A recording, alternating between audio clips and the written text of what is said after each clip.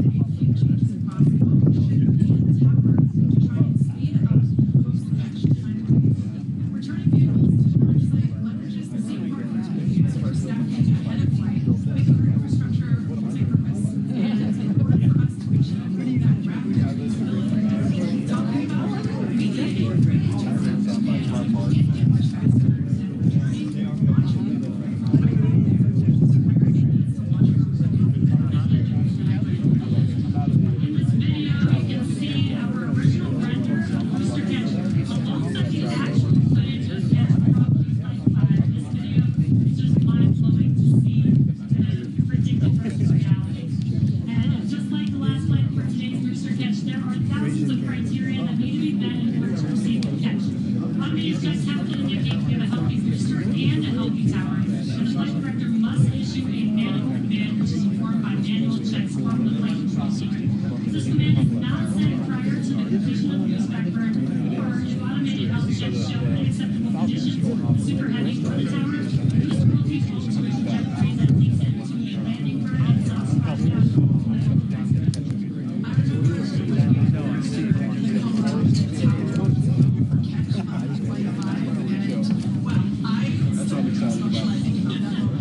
Now, for today's test, just like Flight 5, we're only going to catch everything on the booster and the tower checks out after touch. That's all going to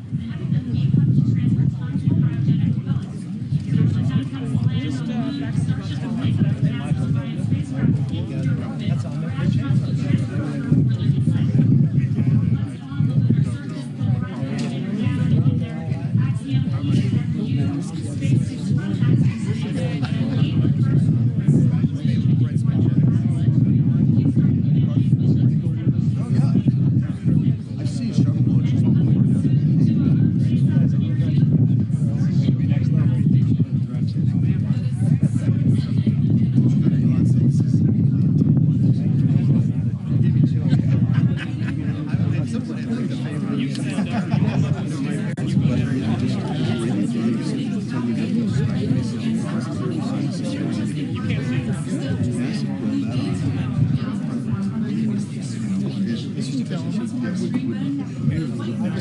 President, I want a picture with you. And to reiterate, what we do determine a acceptable technical risk on our safety and public for hours. So all that to say, this is only the sixth of many like that Starship and we tend to do our testing out in the open, just like today. And that means people sometimes see when our workflow doesn't perform as intended during that testing. And that's okay, because this is exactly what we are testing for, to physically see if microphones matches what we expected.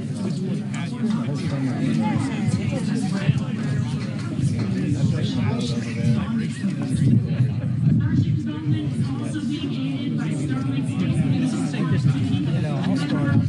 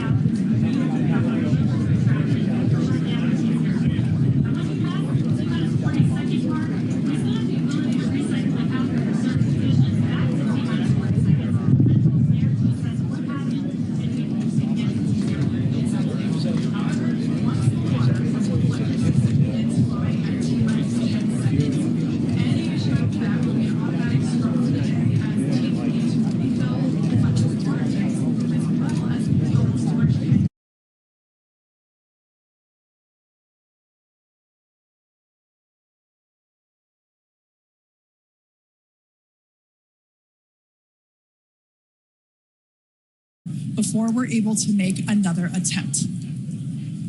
Now, it is just so unbelievable that it's just been only a little over a month, and we are just a few minutes away from Flight 6. The crowd here is building up. We've got a much larger crowd here than when we were launching at 4 or 5 in the morning out here. So very exciting to have an afternoon launch to have all the employees here. Exactly. Now, just as a reminder, that T-minus 40-second hold, if we opt to use it, everything is still potentially go for launch. So nothing to be worried about there. At that point, basically up until T-minus 40 seconds, all aborts are just holds. This would allow the team to wait for final checkouts to assess propellant levels, engines, avionics, vehicle pressurization, range, weather. Occasionally we've had shrimp boats lingering in the past, but that doesn't sound like that is the case today. Yeah, not today. No shrimp boats, which is great. Everything so far is looking good. We're getting really excited here, just a few minutes away. We're going to go back, send it over to Dan in Starbase. How's it going, Dan? It is still going great. Just coming up on about 3.5 minutes away, so we should be done with our prop load on ship momentarily. Then about 30 seconds later, we'll close out on booster. Our flight control team on board, or in the building just behind me, not on board. Some of them might wish they were on board. Flight control team in the building behind me, they're going to have a lot of work to do right after we lift off, as we still have a lot of manual checks that happen on the tower prior to the flight director, who's going to be Tristan Pierce again today, giving a manual command to bring the booster back to the launch site. And the tower did just incredibly well on the last flight. We didn't lose any of our required redundancy for our catch, and so we're hoping to see that again today. A lot of the team, really putting armor on the tower, making all of those things work, played a huge role in making that catch possible, and looking forward to hopefully seeing that happen again. And of course, sending our first payload to space. You can see the banana. It's very tightly secured, but I assure you it does have some room to float around. So once we're in a zero gravity environment, we should see our first Starship zero gravity indicator putting on a little bit of a show. And that's looking right in. That's where we're going to have Starlinks. That's our PEZ deployer. So getting its ride to space. So coming up on about 2.5 minutes, we are closing out on all of our prop load. Just heard that our fill drains are starting to close, so that means we're no longer going to be flowing propellant into the booster and the ship. We're going to do what's called pushbacks. So all of that propellant in the ground systems is going to get pushed back to the tanks, clear out everything around the pad.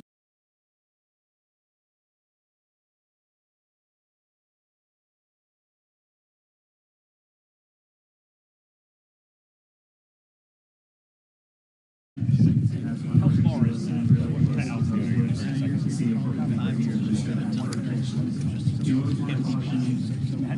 never a guarantee. We've done this once.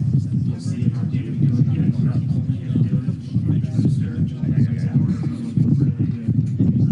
Yeah, I'm a pilot, but I'm not It's a lot like that. Not quite the same. Yes, slightly different. Yeah, it's directions.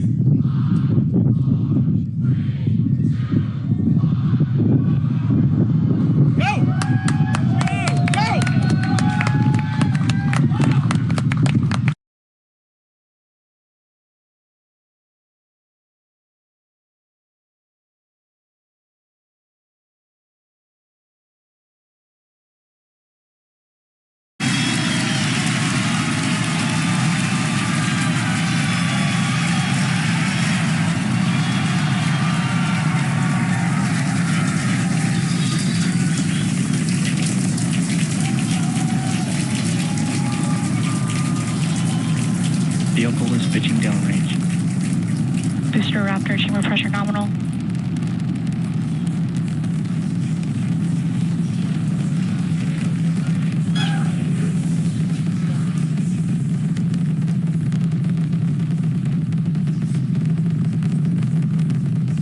Booster and ship, avionics, power, and telemetry nominal.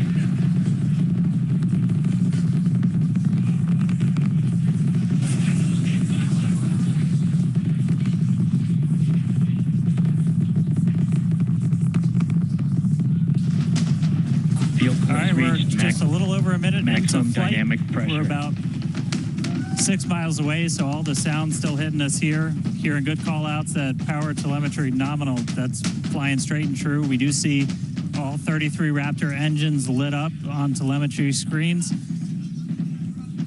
this point, we've passed through that point of maximum aerodynamic pressure, that max Q. Now, coming up in just a little over a minute from now is going to be hot staging. So we're going to see the 6 engines on the ship ignite while still attached to the booster. Just before that, we'll see all but 3 center engines on the booster shut down. In what we call MECO, it's most engines cut off instead of main engine. And so while we continue to watch it go up, a lot of our flight controllers looking at all the systems around the tower. Again, we have to send a manual command. Just about 30 seconds away from hot staging.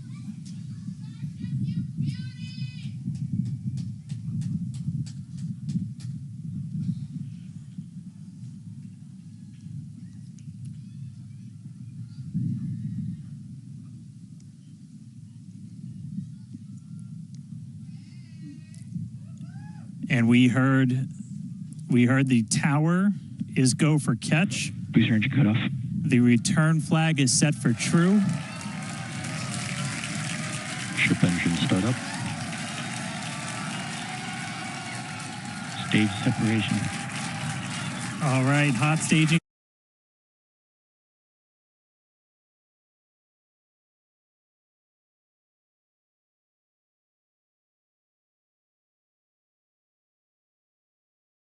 Ship are good. That is the second stage or the upper portion of the vehicle. All of the telemetry on the bottom of your screen. Yeah, booster is currently in its boost back burn. This boost back burn. Boost back burn lasts just a little bit over a minute. We've got approximately 30 seconds left.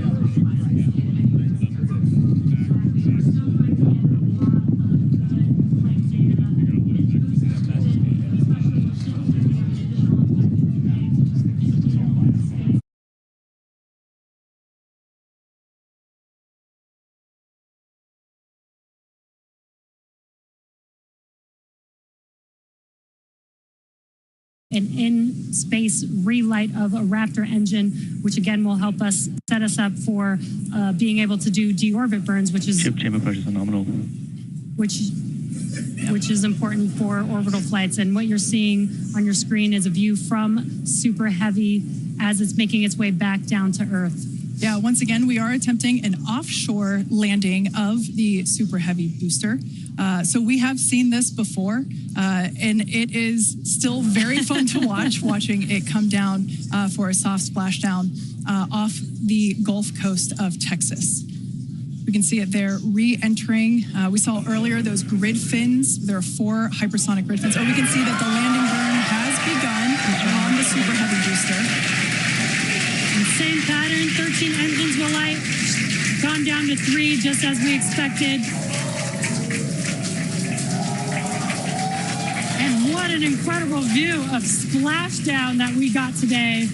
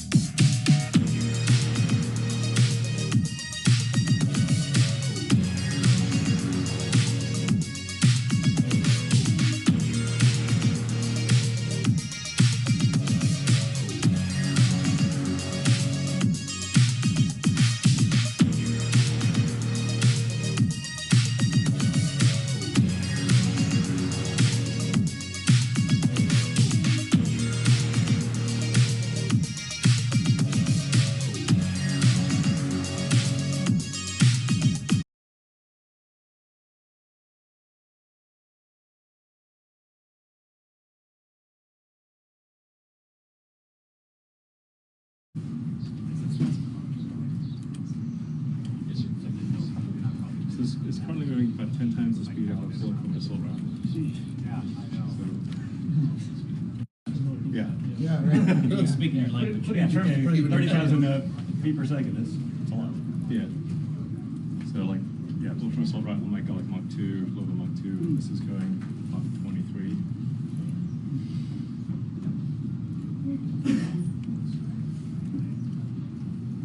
Definitely the fastest way to get from anywhere. One day this might actually be, it might actually be viable to carry passengers on long distance flights. You get from here to Sydney in an hour. Do you have any space monkeys lined up yet?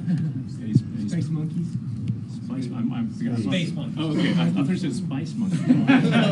Sorry, Texas accent. No, we don't.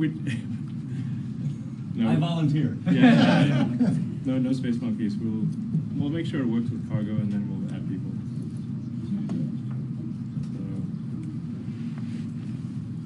So, hey, is it? Can we do the? Should we go? We can do the tour of it, or we're gonna? You're gonna get to look at the factory. Yes, sir.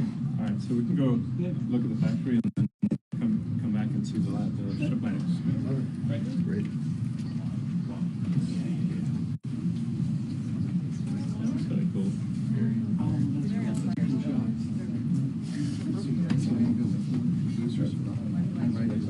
Yeah, sure. We survived.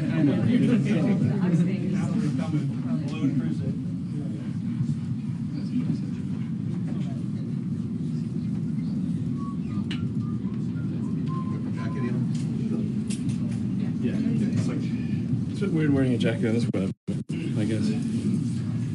Before On a flight day, you gotta wear a jacket. yeah.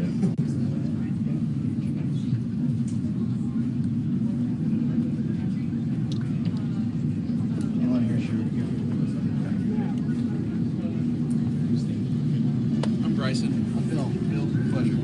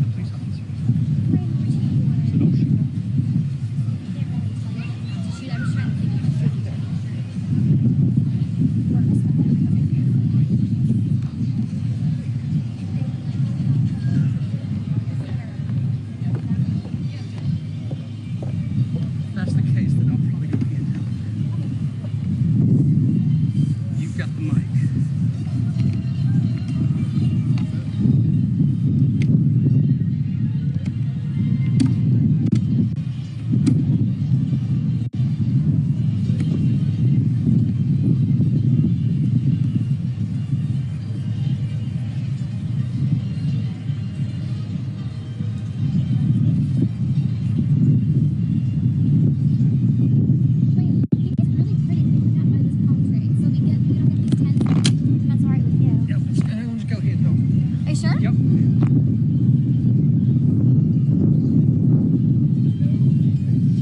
Thanks for working with me. I think this is nice when we get the shot of him in the shade, so at least it's not really dark or really bright. And then that one here. Okay, once he begins photo, we'll come up.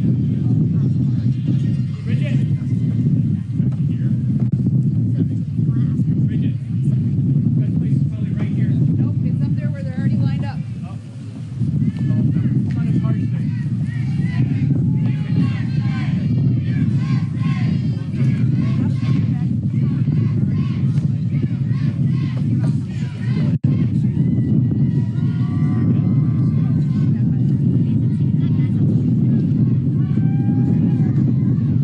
Mr. President, are you reconsidering the nomination of Matt Gates? No. How far are you willing to go to get him confirmed? Thank you.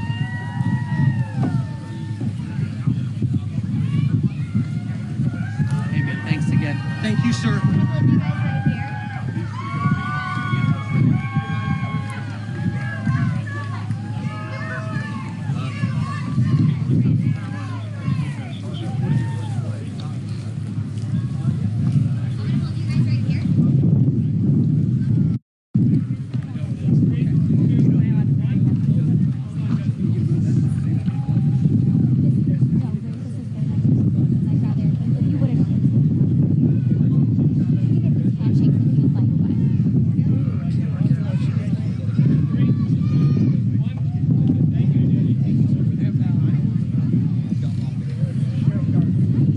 Camera. Camera. Cameras. Yeah, they're doing Guys, you can walk this way.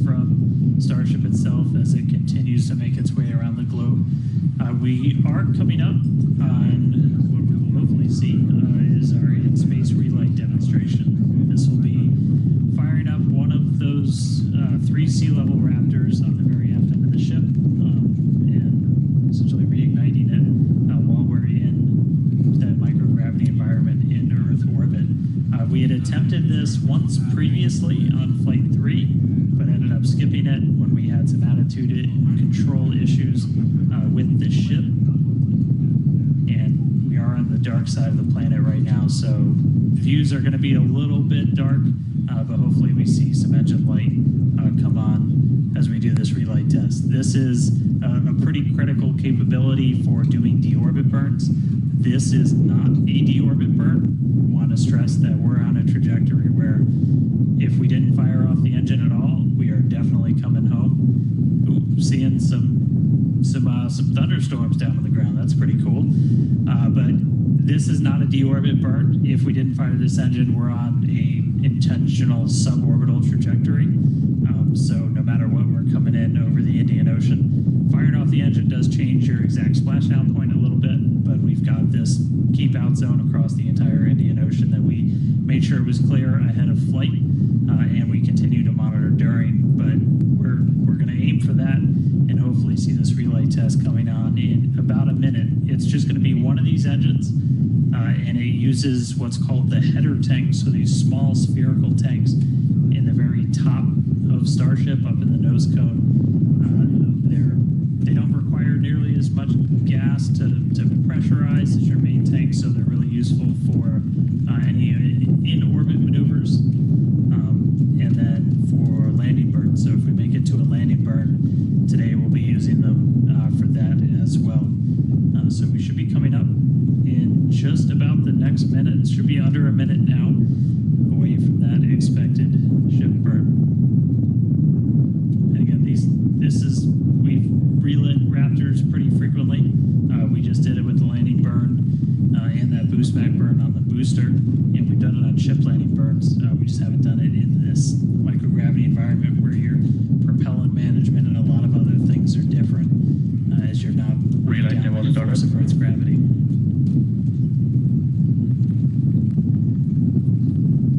Start the call out for startup. There's some light. There's that Raptor relit. It shut down. All right, there you have it. The first time ever lighting a Raptor while in outer space, other than our ascent burn. So really cool to see that relit. That's a pretty critical capability that we're going to need when we're doing orbital missions in the not too distant future. So check another one off. That was a really cool. That was an objective we really wanted to hit on this one, and so good to see ship knock that one out in orbit. But for now, we're going to coast for just a little bit longer, and then it'll be time for ship entry. So we'll get the usual light show as we return from hypersonic velocities. We're just starting to do the entry prep for that, so we're going to get the flaps positioned, and then it's going to start taking the brunt of all of that heat as you're coming in from well in excess of 10,000 miles an hour. That's all going to build up a lot of heat as you're encountering an increasing atmosphere, building up that friction, and we're going to see how the tiles fare. We've also got some pretty cool tile experiments that we'll talk about in a little bit, but coming up real soon, ship re-entry, successful relight, and we'll start this entry part soon.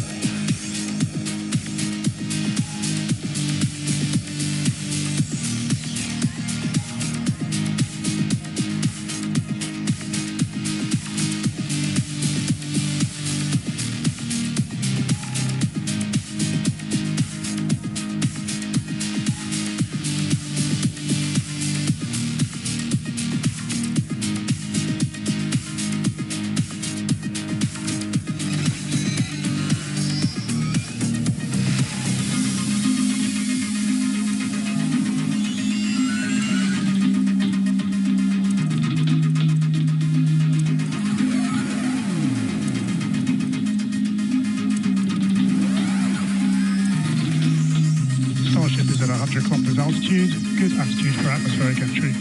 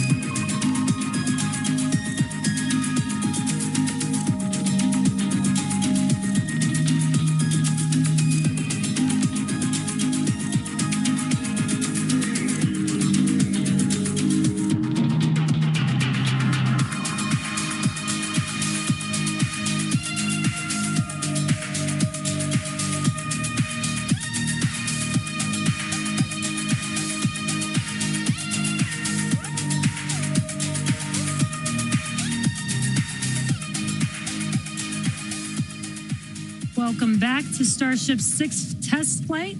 It has been an exciting day so far. We lifted off from Starbase at 4 p.m. Central Time. The Super Heavy booster and ship had a successful separation as well as a good boost back burn and good separation of the hot stage adapter.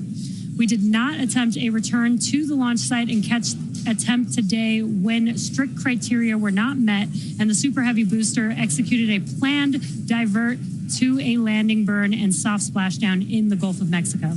Yeah, obviously we were hoping to come back to the tower, but this was a test and we knew that it was a very viable possibility. Starship is at 85 kilometers. Flaps now have control of the vehicle. All right, great news there, turning our attention over to the star of the show here, giving us these amazing views once again. We heard the call out there telling us that the Starship vehicle is now 83 kilometers above, coming up around T plus, well, now actually, the ship, as you can see, is beginning to re-enter the Earth's atmosphere. As a reminder, one of the main goals of today's flight test is for the ship to make it through the extreme heat of re-entry and to do so in a controlled manner. Now, re-entry is typically a portion of flight where we don't have communication capability with the spacecraft because it's re-entering at or around orbital velocity, which is roughly 8 kilometers per second or about 5 miles per second.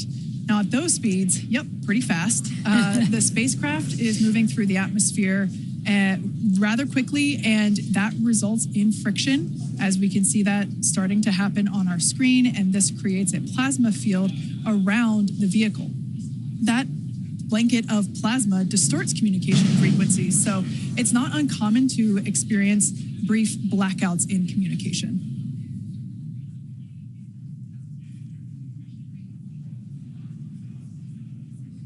Starship is approaching the peak heating phase of entry.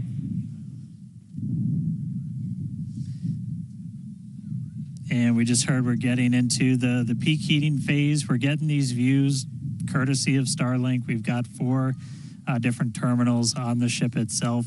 It's what's really allowed us to get real-time data during what's otherwise been just a a mystery box essentially for spacecraft design, where when you're re-entering through the atmosphere, at least getting anything in real time hasn't ever been possible before. But we're able to not just get these views, but real-time telemetry from the ship as it's coming through.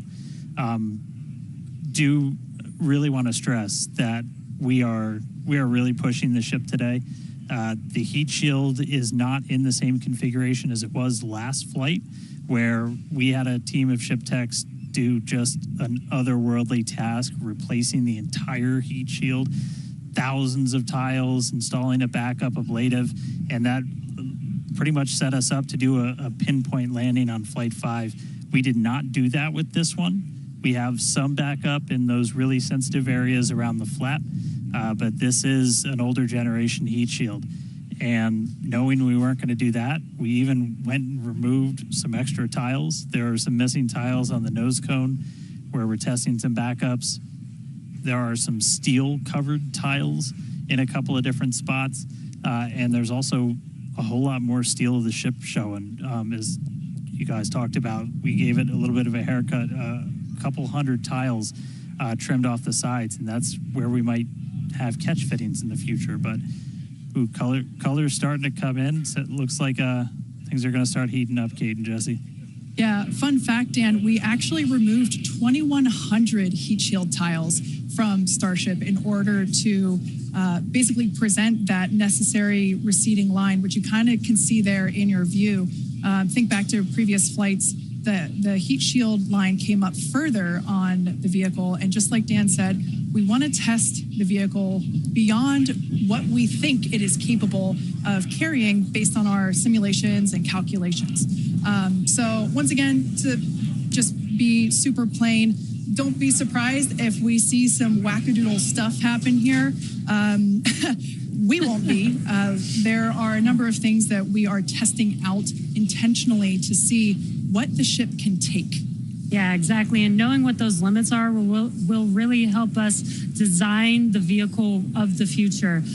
Essentially, removing those tiles helps us remove a lot of weight from the vehicle, a lot of things that might potentially need refurbishment in the future.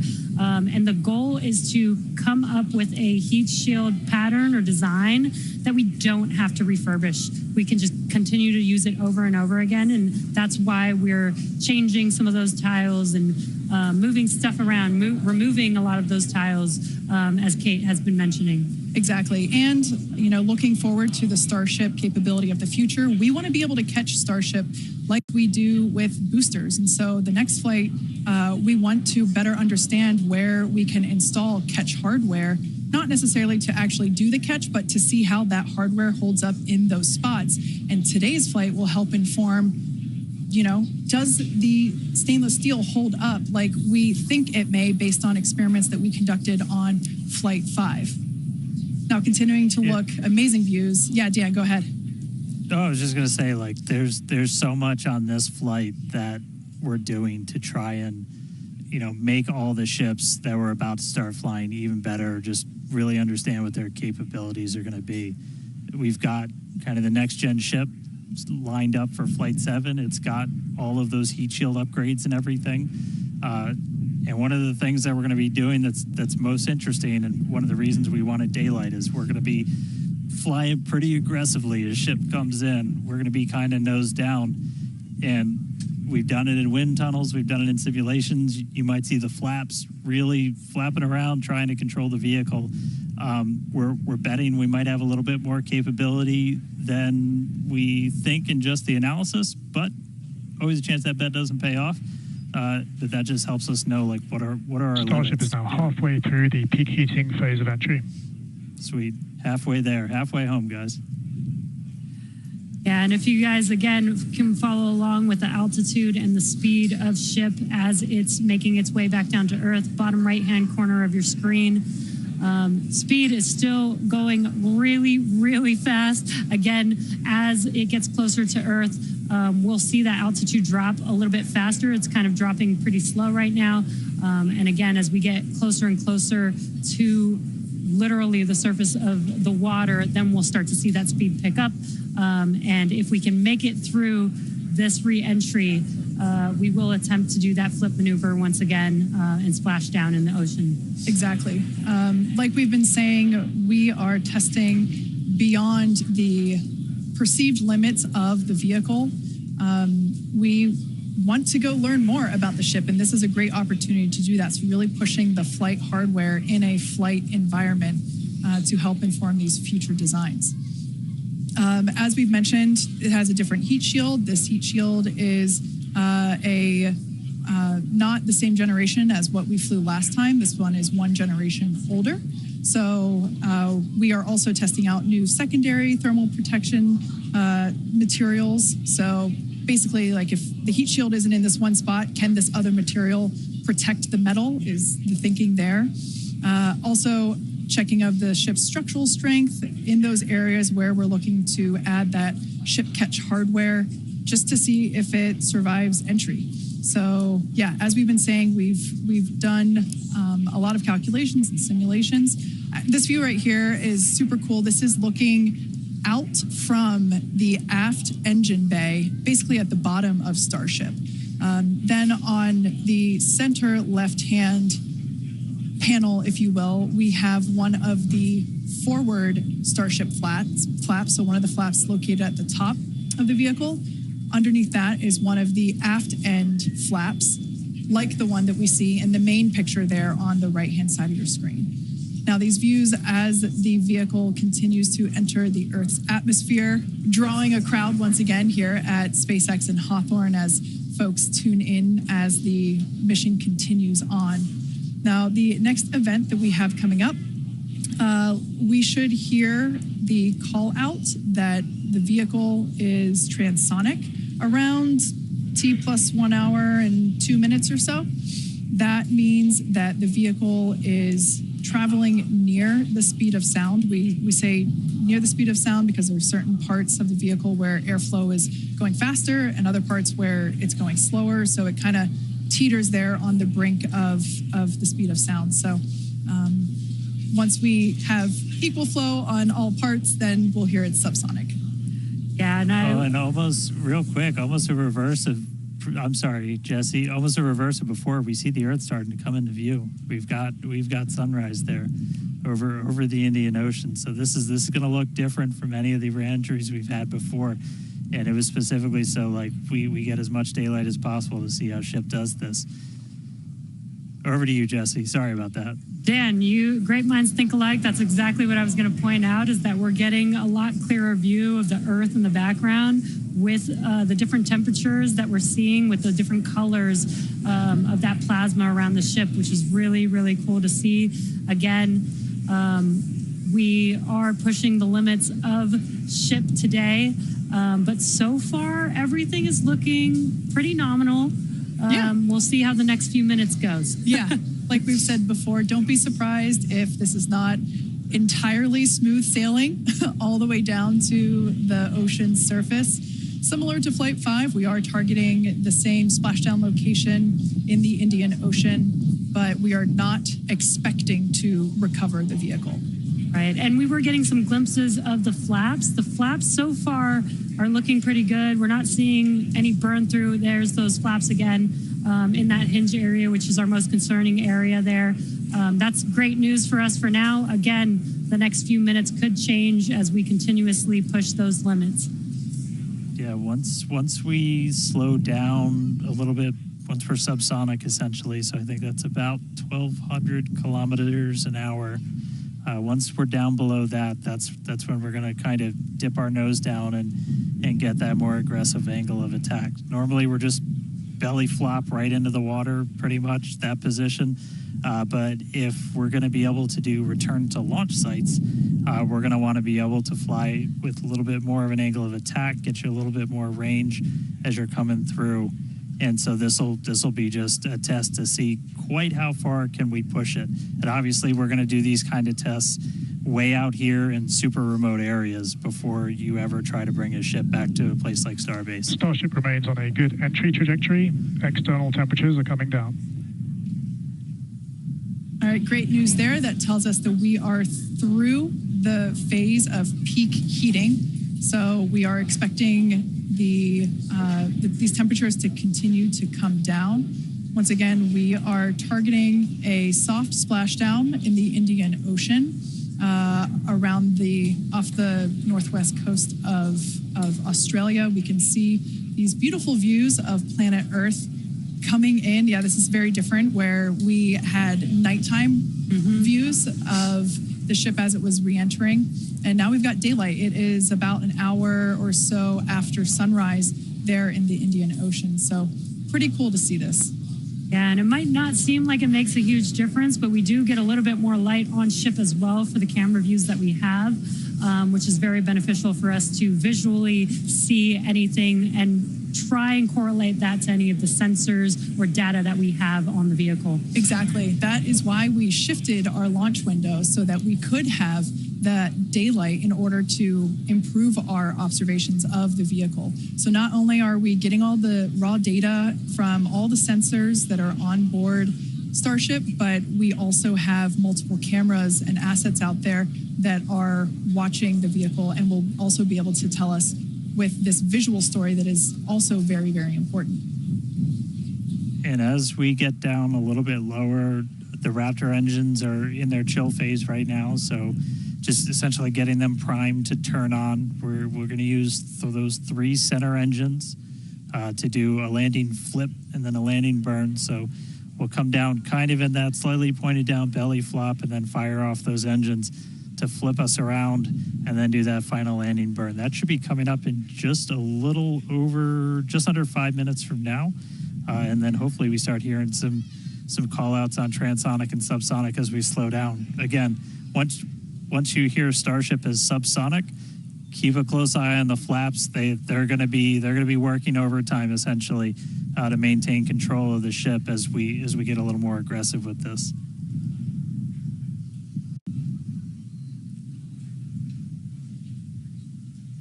We can see that we are beginning. Starship has passed maximum entry dynamic pressure. All right, great call out there. But we can see on this view here that we do have some heating there on that looks like one of the forward flaps on Starship. This is to be expected. We knew that the vehicle would perform differently than what we had seen on Flight 5. This is actually really good data because it tells us what parts of the vehicle at this, what will soon be a higher angle of attack once we drop down below the speed of sound. We'll have a higher angle of attack, meaning we're going to be flying nose down, basically. So yeah, this is good news, but we can actually, looks like that heating is starting to cool off there. Yeah, it's a little burn through. Again, it is important to note when we start seeing that through the ship's descent as well. So like Kate was saying, we're getting some really good data here. It looks like the other flaps are doing a little better than the one that has a little burn through, which is some good news. Again, constantly watching. We've got a couple minutes until we're expecting to make it all the way back down to Earth. Exactly. And like we said before, we are not expecting to recover the ship, although that would be great. It'd be a nice bonus if it happened, but it's not really in our expectations today. We really want to push the hardware, as we've been saying, but really the telemetry and the data and the video that we receive all the way to the end is truly what we're looking for and will help inform the future designs of this vehicle. We can see some flap movement as the camera is moving around. That's what you're seeing there is the flaps adjusting. We have a camera on one of the flaps there this is the view that you're seeing there. And you can also see the graphic in the bottom. Starship is slowing down past Mach 1. And call outs aligning with this. You can see the orientation of the vehicle starting to change. You can follow that graphic at the bottom of your screen. Again, that is why those flaps are changing. They control the orientation of the vehicle. Yeah, there are 4. Go ahead, Dan. Starship has started the subsonic belly flop, remains on a good trajectory. I was going to say this is when things will start to get a little interesting. So this is when we're moving slower than the speed of sound. You can see that nose slowly start to tip down, and we're going to try and maintain flap control the whole way. But we are just just a couple minutes away from hopefully doing a landing flip and landing burn if the flaps can hold together. Yeah, this is such a cool view. This reminds me of when we first performed the belly flop maneuver on the high altitude test with serial number 8. We saw the ship come back through, and I always wondered what it looked like from the ship's perspective, and this perspective, I think, helps inform that. We will be, as Dan said, we will be dipping down a little further and really be flying nose first.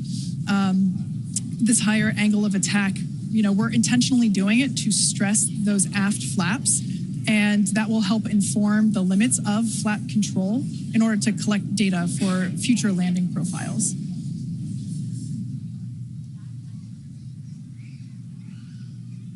I mean, we're looking good so far. We've just got about 5 kilometers in altitude to go. We'll ignite the engines when we're still just a couple hundred meters over the ground, do that flip. Starship is passing through 5 kilometers altitude, remains on a good trajectory. I have a feeling this is going to look so cool as it passes through the clouds. Obligatory shout out to the entire avionics team on Starship. And there's that nose down orientation.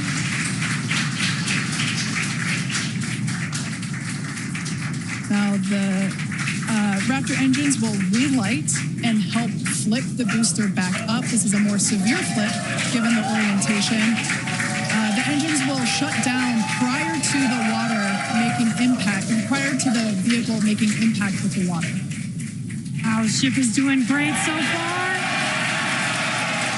There's those engines relighting. What a great reorientation by Starship. Wow. All 3 down to 2 into the water. Starship is landed. Wow. And we have ship splashed down in the Indian Ocean. Some awesome buoy cam action here. Daylight views. Incredible. We really pushed the limits on ship and it made it all the way back down to Earth. I am shocked, to be honest. I think many folks are. The fact that it survived all the way through while flying a lesser gen heat shield is just absolutely incredible. And turns out the vehicle had more capability than our calculations predicted. And that is why we test like we fly. Exactly why we do that. And those views were absolutely incredible to watch. Because of Starlink, we were able to get the views all the way down, as well as the buoys, seeing ship touch down in daylight. So cool. So cool. Now, we want to, unfortunately, wrap up the show. Yeah, exactly. We'll say congratulations to our teammates at SpaceX and to everyone who supported the Starship program. And thank you to all of our future customers for your support. We'd also like to thank the people of Cameron County, Texas, as well as the Coast Guard, the Federal Aviation Administration, the Government of Mexico, and the Australian Space Agency. Now, be sure to...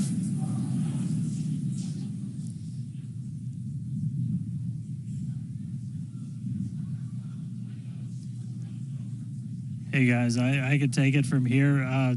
That was just incredible to see that splashdown. As you said, thanks to everybody that took such a huge part in this. Everybody here at Starbase that's worked on this program, just really pouring your lives into it. Great to see another booster lift off. We'll catch it the next time. Great to see ship in the water. New version of ship coming soon. So a lot more exciting launches coming up real soon here from Starbase. But I'll send us out this time. We'll see you guys next time. Awesome. Thanks, Dan. Be sure to follow SpaceX on X for updates and more exciting views that we weren't able to feature on today's broadcast. I'm sure there will be plenty of those. Now, thanks to all of you for tuning in, and we'll see you next time.